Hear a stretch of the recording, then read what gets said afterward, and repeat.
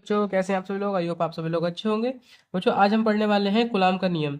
गुलाम का नियम जानने से पहले हम इस डायग्राम को समझेंगे और डायग्राम के बाद इसके बाद आपको क्या क्या लिखना है और कैसे आपको गुलाम का नियम ज्ञात करना है। ठीक है, आज इसी को हम पढ़ेंगे। तो सबसे पहले मैं इस डायग्राम को समझाऊंगा आपको, फिर इसके बाद मैं बताऊंगा कि जो मैंने लिखा है ये कैसे लिखा है और क्यों लिखा है। फिर थोड़ी मैथमेटिक कैलकुलेशन होगी, फिर वो करेंगे। ठीक है, तो सबसे पहले मैं आपको बता दूं यहाँ पर कहा क्या क्या है बच्चों, गुलाम का नियम। गुलाम का नियम क्या है, सबसे पहले मैं आपको इसकी हिंदी पढ़वा देता हूँ और फिर आपको समझाऊंगा इस डायग्राम में कहा क्या गया है। देखिए, इस नियमानुसार किन्हीं दो स्थिर बिंदु आवेशों के बीच लगने वाला बल दोनों आवेशों के गुणनफल के समानुपाती और उनके बीच की दूरी के वर्ग के व्युत्क्रमानुपाती होता है। देखिए, यहाँ तक तो आपको समझ में नहीं आया होगा हिंदी मैंने लिखा क्या है। ठीक है, फिलहाल में आप यहाँ तक देख लीजिए एक बार। अब आपको मैं समझाऊंगा डायग्राम में क्या है। देखिए, यहाँ पे कहा गया है कि इस नियम के नियम अनुसार किन्हीं दो स्थिर बिंदु आवेशों के बीच लगने वाला, देखिए कोई दो स्थिर बिंदु आवेश लिए, मतलब एक ये लिया है और एक ये लिया है। ठीक है, एक ये ले लिया और एक ये ले लिया।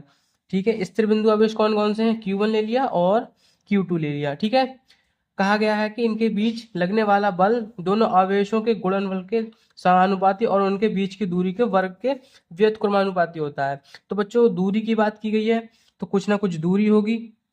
मान लेते हैं ये दूरी r है। ठीक है बच्चों, इसकी दूरी हम r मान लेंगे।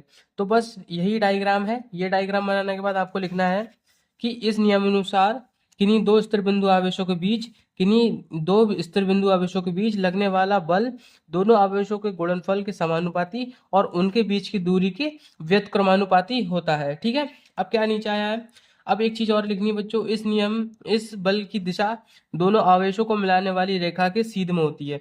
ध्यान रखना है, इस जो बल की दिशा होगी, दोनों आवेशों को मिलाने वाली जो रेखा होगी बच्चों वो सीध में होगी। ठीक है, और इसको हम क्या बोलेंगे बच्चों, एक यह एक केंद्रीय बल है। ये आपको याद भी रखना है कि कूलॉम का नियम में कौन सा बल लगता है। तो बच्चों ये कौन सा, ये केंद्रीय बल है, याद रखना है।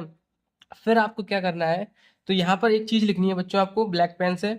यदि Q1 व Q2 परिणाम के दो आवेश r दूरी पर रखे हो तो उनके बीच लगने वाला वैद्युत बल। देखिए वहां यहाँ पे मैंने यही कहा है कि दो आवेश हैं Q1 व Q2। ठीक है, दो परिमाण के दो आवेश हैं जो r दूरी पर रखे हैं। ठीक है ना, इनके बीच लगने वाला जो बल होगा वो क्या होगा बच्चों। देखिए, बल को हम F से दर्शाते हैं, F से दर्शाएंगे। तो उसको आपको ध्यान रखना है कि बल को हमेशा F से दर्शाते हैं और तीव्रता के बाद आएगी इस चैप्टर में तो उसे E से दर्शाते हैं। अब कहा गया है कि दोनों आवेशों की दूरी रखें तो उनके बीच लगने वाला वैद्युत बल। यहाँ पर सबसे पहले बात करी गई थी कि क्या गई थी, इन पर लगने वाला जो बल होगा वो क्या होगा, समानुपाती होगा। तो समानुपाती Q1 व Q2। ठीक है, Q1 समानुपाती F समानुपाती Q1 व Q2। अब दूसरी बात इन्होंने कहा था कि दोनों आवेशों के गुणनफल के समानुपाती और उनके बीच की दूरी, उनकी जो बीच की दूरी है बच्चों, ये उनके बीच की जो दूरी है इसके इसके वर्ग के व्युत्क्रमानुपाती होगी।